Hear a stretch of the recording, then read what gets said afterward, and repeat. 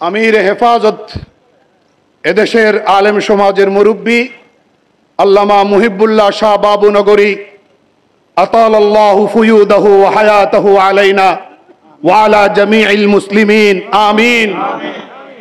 ওনার এই লিখিত বক্তব্য আমাদের কাছে রেকর্ড হয়ে থাকবে। হেফাজত ইসলাম বাংলাদেশ একটি রাজনৈতিক সর্ববৃহৎ ইমানি সংগঠন হলো এর সাথে যে সকল ইসলামী রাজনৈতিক দল রয়েছে তাদের সবার নিকট আমার সুস্পষ্ট পরামর্শ হচ্ছে, আগামী নির্বাচনে এমন কারোর সাথে জোটবদ্ধ হওয়ার চিন্তা করবেন না, যাদের বিষয়ে আমাদের বুজুর্গানে দিন ও পূর্বপুরুষেরা আমাদেরকে সতর্ক করে গেছেন এবং তাদের ভ্রান্ত আকীদা বিশ্বাস সম্পর্কে অনেক বই পুস্তক লিখে গেছেন।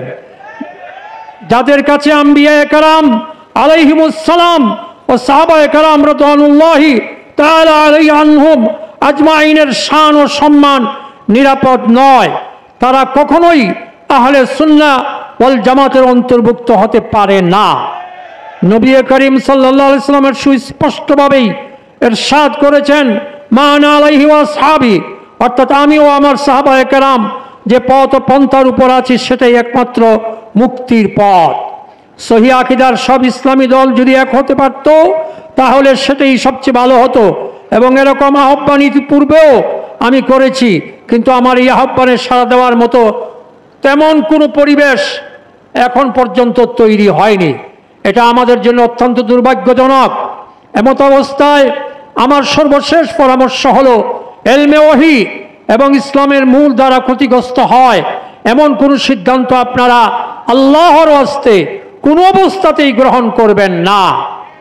এদেশের মাসাজিদ, মাদারিস, দাওয়াত ও তাবলীগ এবং তাসাউফ সুলুকের মেহনত কোনোটাই যেন অদূর ভবিষ্যতে হুমকির মুখে না পড়ে সেদিকে সতর্ক দৃষ্টি রাখা আপনাদের ইমানি দায়িত্ব বলে আমি তীব্রভাবে অনুভব করছি। এর ফলে অন্তত যুগ যুগ ধরে চলে আসা দ্বীন ও ইসলামের বিশুদ্ধ মতাদর্শের সুরক্ষাটা নিশ্চিত হবে ইনশাআল্লাহ। পরিস্থিতি সৃষ্টি হবে তা আমি কল্পনাও করিনি।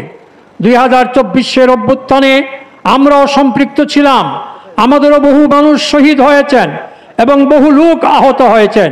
ফ্যাসিস্ট সরকার পালিয়ে যাওয়া একক কারো অর্জন নয়, বরং এই অর্জনে দেশের সর্বস্তরের মানুষের অংশগ্রহণ ছিল, সেখানে আমরাও ছিলাম। সুতরাং আমাদেরকে অবজ্ঞা করার পরিণতি কারো জন্যই ভালো হবে না। আমি অন্তর্বর্তীকালীন সরকার ও রাজনৈতিক দলসমূহের উদ্দেশ্যে স্পষ্ট করে বলতে চাই, ঢাকা অধিকার কমিশনের অফিস স্থাপনের চুক্তি দেশের জন্য, আমাদের স্বাধীনতা অখণ্ডতার জন্য এবং আমাদের ধর্মীয় কৃষ্টি সভ্যতার জন্য এক অশনি সংকেত। আমি দেশ ও ইসলাম বিরোধী চুক্তির তীব্র নিন্দা জানাই এবং তা বাতিল করার জোর দাবি জানাই। যে সকল ব্যক্তি, নেতা, সংগঠন এই চুক্তির প্রতিবাদ করেছে এবং সাধ্যমতো কর্মসূচিও পালন করেছে, আমি তাদেরকে মোবারকবাদ জানাই এবং তাদের জন্য দোয়া করি। প্রিয় ভাইরা, পরিশেষে আমি আপনাদের সকলের কাছে দোয়া চাই, আল্লাহ রাব্বুল আলামিন যেন আমাকে এবং আপনাদের সবাইকে মৃত্যু পর্যন্ত দ্বীনে হক ও সিরাতে মুস্তাকিমের উপর পাহাড় সম দৃঢ়তা নসিব করেন, আমিন।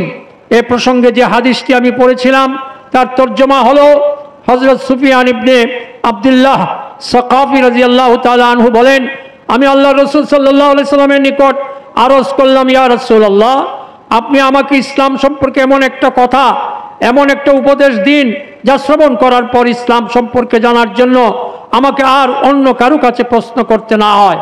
উত্তরে হযরত রাসূল করিম সাল্লাল্লাহু আলাইহি সাল্লাম আমাকে বললেন, তুমি বলো যে আমি আল্লাহর উপর ঈমান আনলাম, অতঃপর এই ঘোষণার উপর অটল অবিচল থাকো। প্রিয় ভাইয়েরা আমার, আজ আমাদের জীবনে ইস্তেকামতের এই ঈমানি গুণ হারিয়ে গেছে, তাই আমরা সবাই এই ঈমানি গুণ অর্জনের চেষ্টা করি, ইনশাআল্লাহ অনেক ফায়দা পাওয়া যাবে। ওয়া আখিরু দাওয়ানা আলহামদুলিল্লাহি রাব্বিল আলামিন। আমির হেফাজত এদেশের আলেম সমাজের মুরব্বী আল্লামা মুহিবুল্লাহ শাহ বাবু নগরী আতালাল্লাহু ফুয়ুদাহু ওয়া হায়াতাহু আলাইনা ওয়া আলা জামিইল মুসলিমিন আমিন। ওনার এই লিখিত বক্তব্য আমাদের কাছে রেকর্ড হয়ে থাকবে। আমরা অত্যন্ত যত্ন সহকারে হযরত ওয়ালা দামাত বারাকাতুহুমের এই লিখিত পরামর্শ উপদেশ আমরা সংরক্ষণ করব ইনশাআল্লাহ। অনেক ভাই এসেছেন, আমাদের কাছে স্লিপ দিয়েছেন, দৃষ্টি আকর্ষণ করেছেন। অল্প সময়ের জন্য হলেও এখানে দাঁড়াবার জন্যে আমরা সুযোগ দিতে পারিনি, আন্তরিকভাবে দুঃখ প্রকাশ করছি। আমাদের ইউরোপ প্রতিনিধি অনেক প্রার্থীরা অনেক কষ্ট করছেন, তাদেরকে উৎসাহিত করা, অনুপ্রাণিত করা আমাদের দরকার। অনেক প্রার্থী আসছেন, কয়জনের নাম বলবো। আমাদেরকে অনেকে আজকের প্রোগ্রামকে সফল করার জন্য আন্তরিকতাপূর্ণ সহায়তা করেছেন, আমরা তাদেরকেও কৃতজ্ঞতা জানাই। আমাদের প্রার্থীরা মৌলানা ফখরুল ইসলাম, হাম্মাদ গাজীনগরী এবং মৌলানা মুখলিসুর রহমান, তারা প্রবাসী, তারা আমাদের মঞ্চে আসছেন। আরও অনেক মেহমান আসছেন। আমরা সকলের উপস্থিতিকে আমরা স্বাগত জানাচ্ছি। আল্লাহ সবাইকে কবুল করেন। বিসমিল্লাহির রহমানির রহিম। জমিয়ত ওলামা ইসলাম বাংলাদেশ কর্তৃক আয়োজিত জাতীয় ওলামা মাশায়েখ সম্মেলনের 15 দফা প্রস্তাবনা আমি আপনাদের সম্মুখে উপস্থাপন করছি।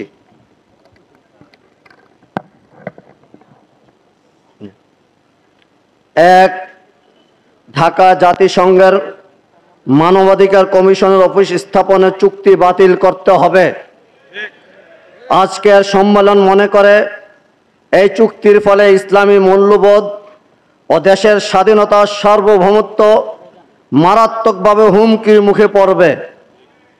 2, জুলাই জাতীয় সনদ 2025-এর বাস্তবায়ন নিশ্চিত করতে হবে। 3, জুলাই অভ্যুত্থানে শহীদ ও আহতদের পরিবারের পুনর্বাসন নিশ্চিত করতে হবে।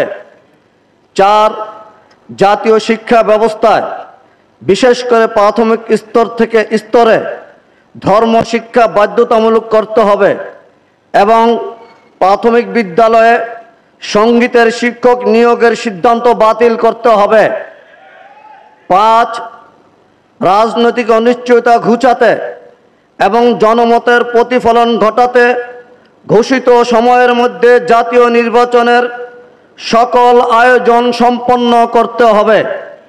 সাথে সাথে ফ্যাসিবাদ বিরোধী জাতীয় ঐক্য ধরে রাখতে ও প্রবাসীদের ভোটাধিকার নিশ্চিত করতে সুনির্দিষ্ট ব্যবস্থা গ্রহণ করতে হবে।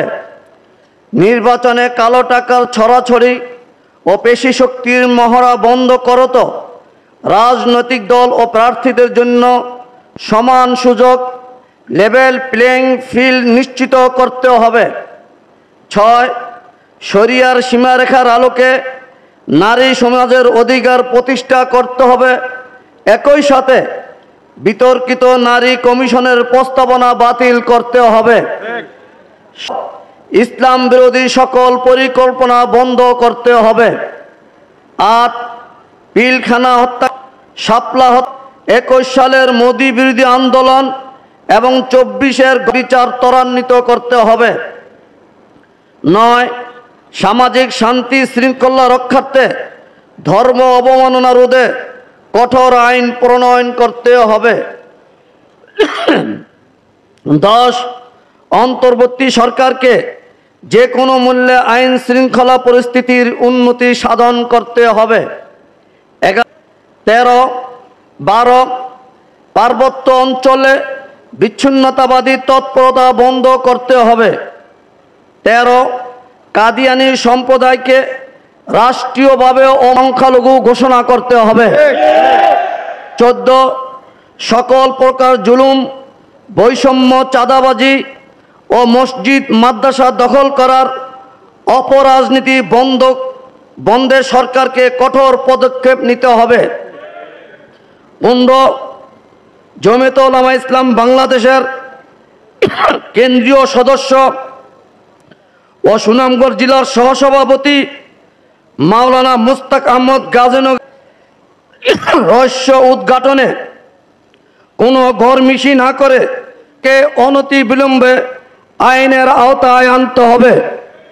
আমরা জানতে পেরেছি এর সাথে জড়িত একজন আসামিকে গ্রেফতার করে পুলিশ রিমান্ডে নিয়েছেন।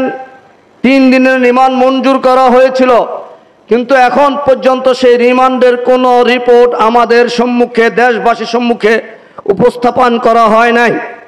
আমরাও আজকের এই ওলামা মাশায়েখ সম্মেলন থেকে অনতি বিলম্বে এই রিপোর্ট জাতির সম্মুখে উপস্থাপনের প্রকাশ করার জোর দাবি জানাচ্ছি এবং